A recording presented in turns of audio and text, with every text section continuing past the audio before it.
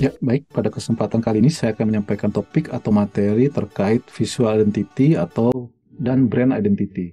Dalam hal ini hubungan antara visual identity dan juga hubungannya dengan brand identity itu sendiri.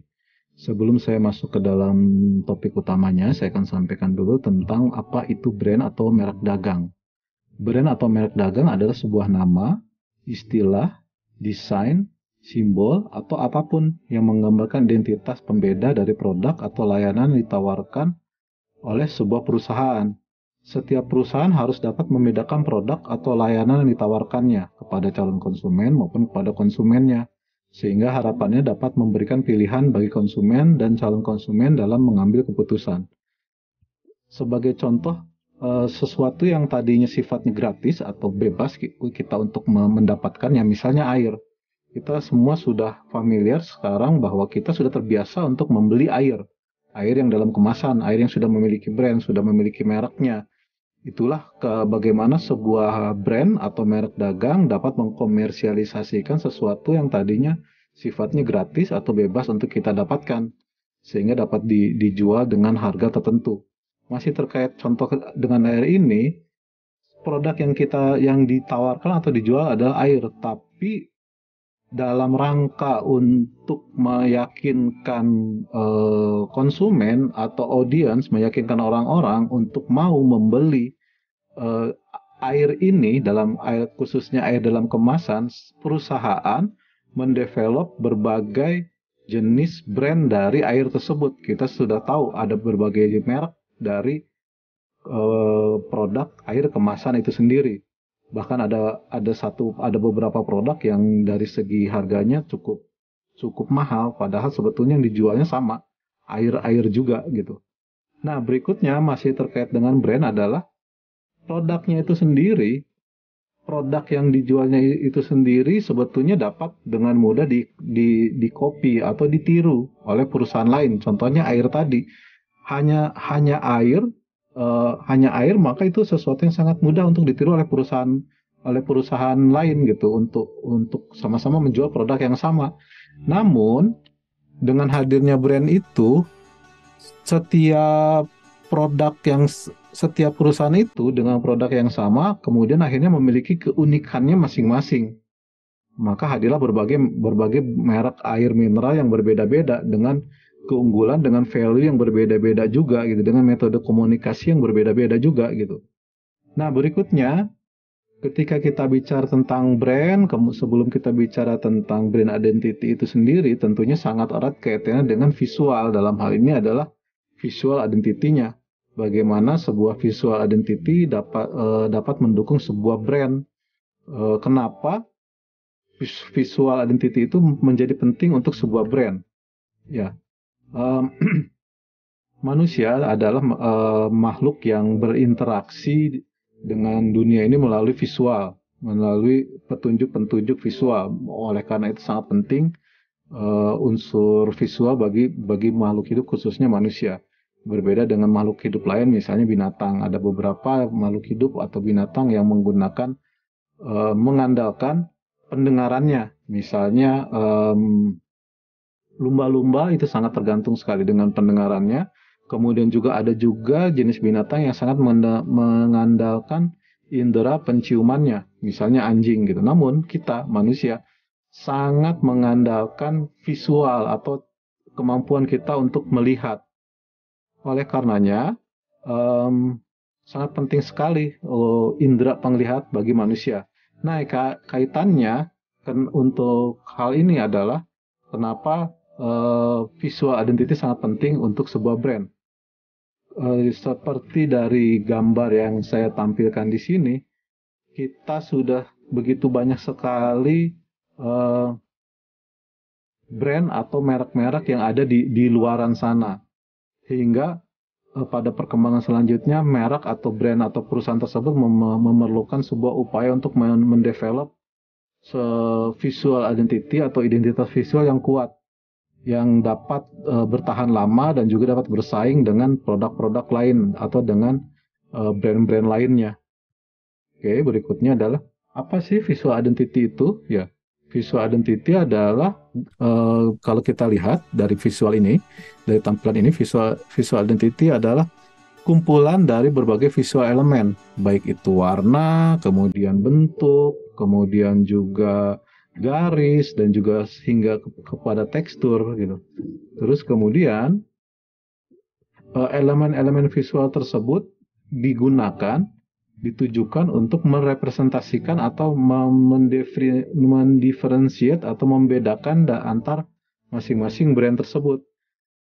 Sehingga untuk lebih spesifiknya, it refers to any visible components, merefers ke berbagai komponen yang dapat dilihat seperti logo atau warna dari brandnya.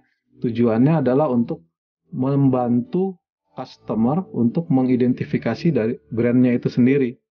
Nah, pada akhirnya yang tercipta adalah brand recognition. Sebelum menjadi brand identity, diharapkan brand recognition-nya terbangun dulu gitu. Apa sih tujuan dari visual identity itu sendiri? Yang pertama tentunya untuk meng-create emotional impression dari penonton, dari pengamat atau dari audience, untuk meng-create impresi emosional dari audiens atau calon konsumen. Kemudian juga untuk menginformasikan tentang brand itu sendiri, apa produk yang ditawarkannya, layanan yang ditawarkannya juga, dan pada akhirnya adalah tujuannya agar masing-masing brand memiliki keunikannya masing-masing.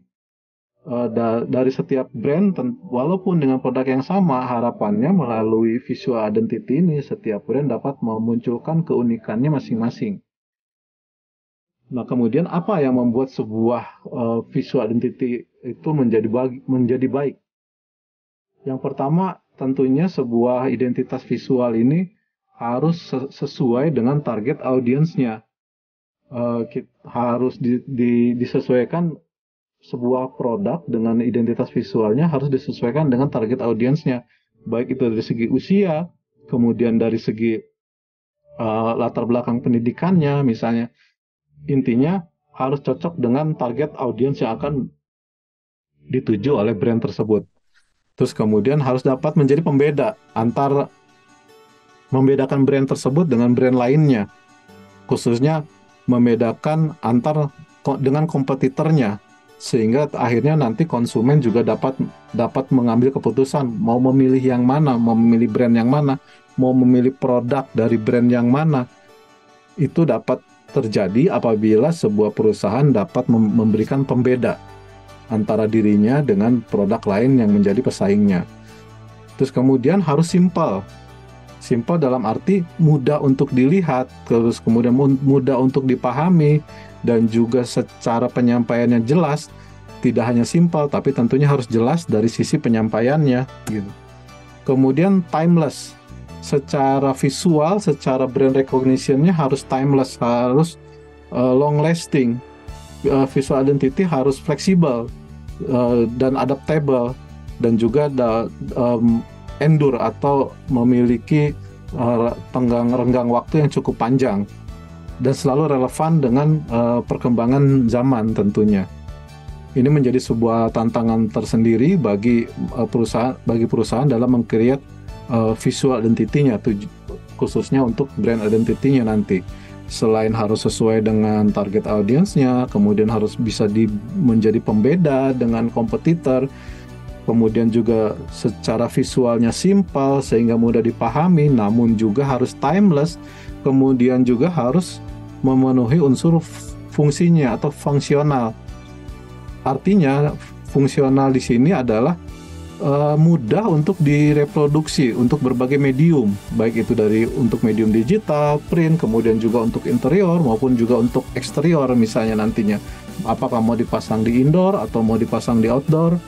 Itulah bagaimana kita harus memikirkan untuk menciptakan sebuah visual identity yang baik.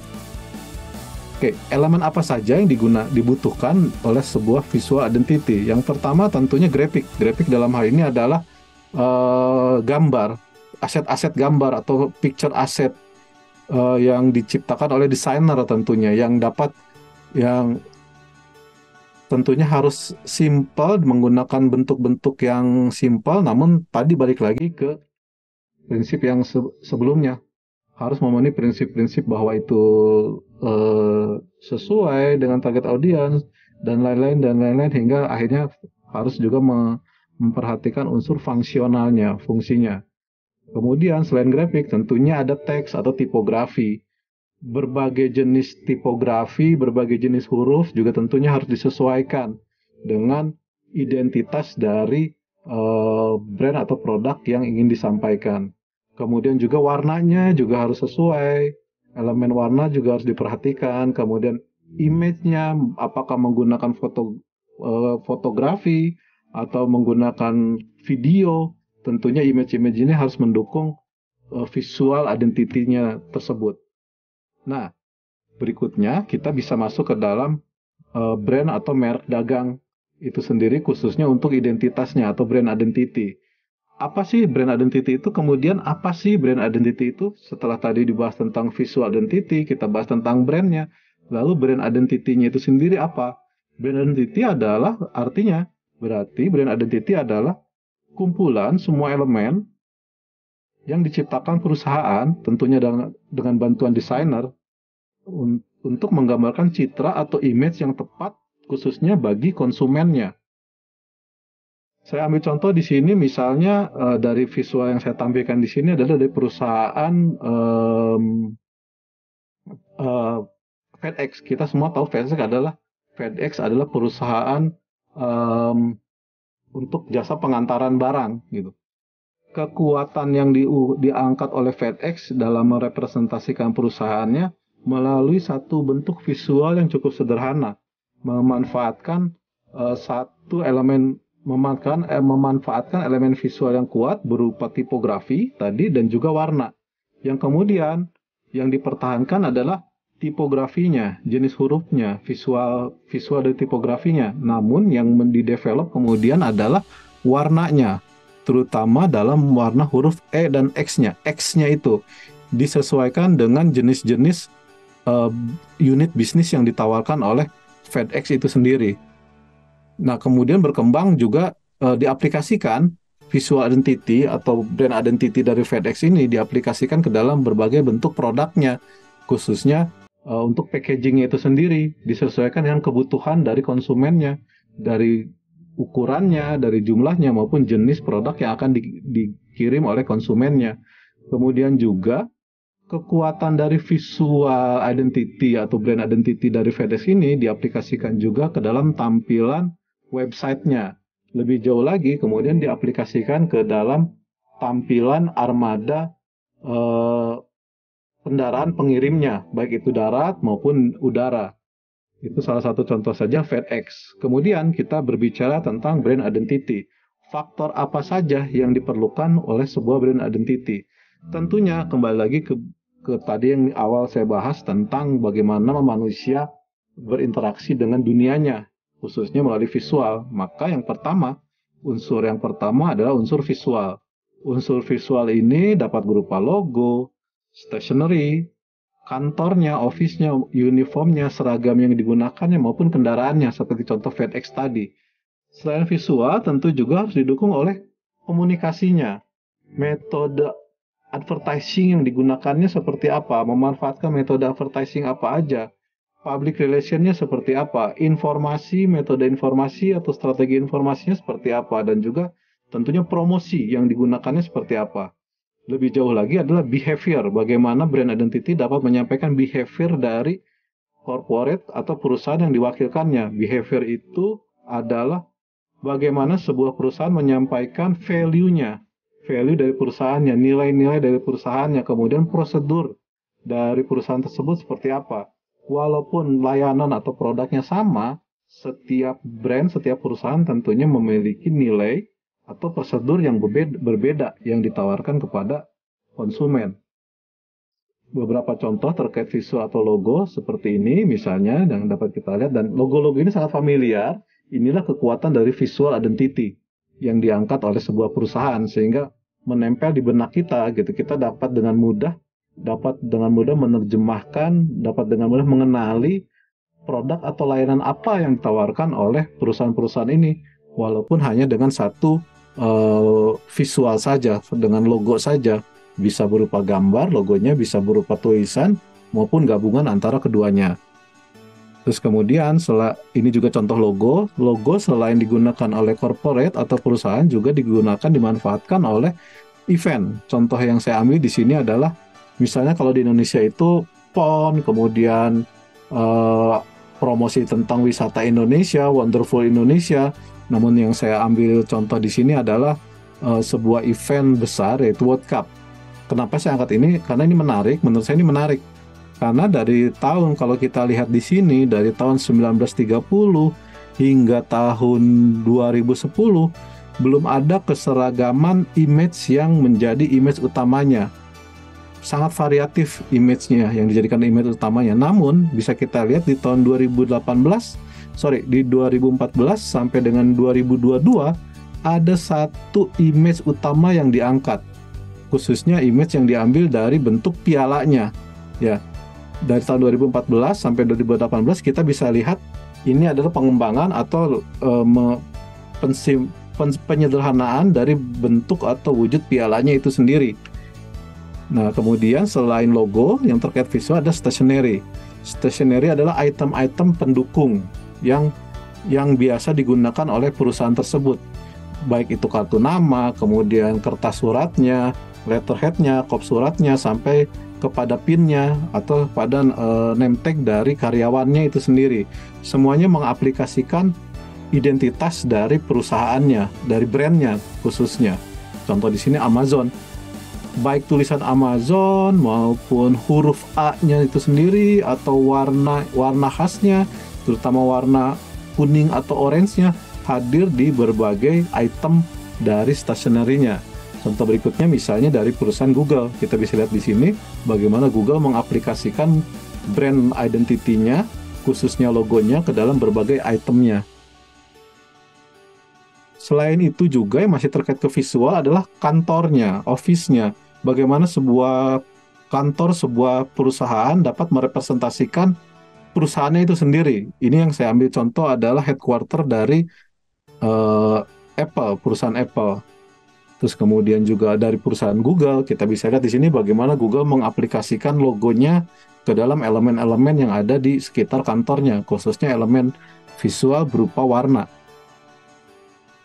Selain itu juga uniform. Kita bisa lihat di sini, ini adalah seragam yang sangat familiar bagi kita, walaupun ada dua perusahaan yang mengambil elemen visual dominannya sama, yaitu warna, sama-sama warna hijau. Namun pada akhirnya kita bisa membedakan nih identitas dari perusahaan ini dengan perusahaan yang satunya lagi gitu. Walaupun layanan, produk atau layanan yang ditawarkan sama, bahkan elemen visual utama yang digunakannya pun sama. Pada akhirnya dengan kekuatan branding, dengan kekuatan brand identity dari masing-masing perusahaan tersebut, akhirnya konsumen bisa membedakan antara yang satu dengan yang satunya lagi gitu. Kemudian konsumen dapat memilih layanan yang mana nih, produk yang mana atau brand yang mana yang akan dia manfaatkan, dia gunakan gitu. Selain seragam, tadi juga kendaraannya seperti FedEx misalnya, dari visual yang saya tampilkan ini, mereka memanfaatkan kendaraan di darat dan juga di udara berupa pesawat, atau misalnya ini adalah kendaraan operasional dari maskapai penerbangan terbesar di Indonesia atau dari dari perusahaan listrik negara di Indonesia, menggunakan kendaraannya sebagai bagian dari brand identity mereka. Ini menjadi sebuah metode promosi berjalan, karena kendaraannya akan jalan kemana-mana di jalan, kemudian orang dapat melihat, oh ini perusahaan ini misalnya. Setelah visual, kemudian yang berikutnya, faktor berikutnya adalah faktor komunikasi, khususnya advertising. Ada berbagai macam metode advertising atau beriklan yang dimanfaatkan oleh sebuah perusahaan. Salah satunya adalah melalui billboard. Kemudian juga ini contoh billboard, kemudian beriklan melalui televisi. Ini beberapa contohnya. Terus kemudian juga kalau sekarang mungkin televisi sudah tidak menjadi media utama untuk beriklan, karena bisa memanfaatkan sosial media melalui Instagram, melalui Twitter, melalui Facebook, atau yang sedang hype sekarang ini melalui TikTok misalnya. Nah, berikutnya juga melalui public relation-nya. Ini adalah metode komunikasi dari sebuah brand identity. Nah, itu faktor-faktor pendukungnya. Kemudian kriterianya apa sih? Kriteria standar dari sebuah brand identity itu sendiri. Yang pertama, harus memenuhi prinsip konsistensi. Konsistensi dari sisi visibility atau standar keterlihatannya. Sebuah identitas merek harus jelas terlihat. Kemudian juga harus memenuhi standar legibility, memenuhi standar keterbacaan, dapat dibaca dan dipahami oleh audiens. Kemudian juga jelas atau clear, identitasnya tersampaikan dengan jelas. Nah, kemudian standar berikutnya adalah memenuhi standar kualitas secara visual atau visual quality. Secara visual, sebuah identitas merek harus memiliki kualitas yang terjaga, khususnya unsur konsistennya. Konsistensinya harus terjaga, yaitu memiliki kesamaan, memiliki unsur harmoni pada setiap elemen visualnya, elemen visual yang ditampilkan tentunya, sehingga dapat dikenali sebagai satu kesatuan yang saling mendukung dan mewakili value atau nilai dan juga produk atau layanan yang ditawarkan oleh perusahaan tersebut. Berikutnya, harus otentik, memenuhi standar otentik. Sebuah identitas merek dagang harus dapat menggambarkan nilai dan potensi yang dimiliki perusahaan yang diwakilkannya. Artinya, identitas merek dagang memiliki fungsi sebagai juru bicara dari sebuah perusahaan. Nah, dapat ditarik kesimpulan bahwa ketika kita berbicara tentang brand identity, artinya kita sedang berbicara tentang aktivitas dari perusahaan dan juga sekaligus eksistensi dari perusahaan atau keberadaan dari perusahaan tersebut. Melalui wujud simbol dan desain identitas tiap perusahaan harus dapat menjadi pembeda dengan perusahaan lain. Dan perbedaan potensial tersebut juga dapat dijadikan sebagai modal bagi pencapaian tujuan perusahaan, baik untuk kepentingan internal dan juga eksternal konsumen. Begitu kira-kira yang dapat saya sampaikan terkait materi hari ini. Terima kasih atas perhatiannya. Harapan saya mudah-mudahan dapat menambah pengetahuan Bapak Ibu sekalian dan juga dapat menjadi sesuatu yang berguna tentunya. Saya ucapkan terima kasih banyak. Sampai ketemu di materi dan topik selanjutnya.